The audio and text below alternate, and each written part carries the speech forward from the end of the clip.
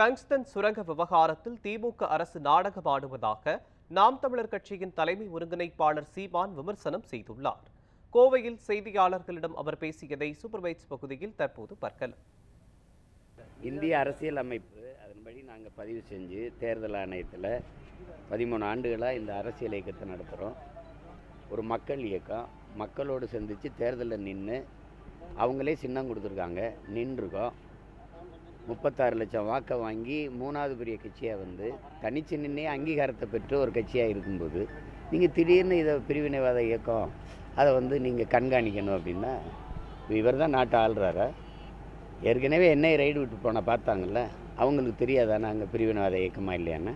நீ அப்படியே வந்துக்கிட்டு மீத்தேன் எடுக்கிறது, ஈத்தேன் எடுக்கிறது, நிலக்கரி எடுக்கிறது, எல்லாம் எடுத்துகிட்டு போகிறது, நரிமணத்தில் வந்து பெட்ரோல் எடுத்துகிட்டு போகிறது, இங்கே வந்து டங்ஷன் வந்து எடுத்து சுரங்கத்தை வெட்டி எடுத்துகிட்டு போகிறது. இந்தியாவில் என் நிலத்தில் தான் டங்ஷன் இருக்குது, இங்கே தான் மீத்தேன் இருக்குது, வேறு இடத்துல இல்லை. காவிரி படுகையில் இருக்குல்ல, கங்கை படுகையிலும் இருக்குல்ல, எடு அங்கே. இந்தியாவில் வேறு எங்கேயும் மலை இல்லை, என்கிட்ட தான் மலை இருக்குது, அங்கே தான் நீட்டு ஆய்வு செய்வேன்.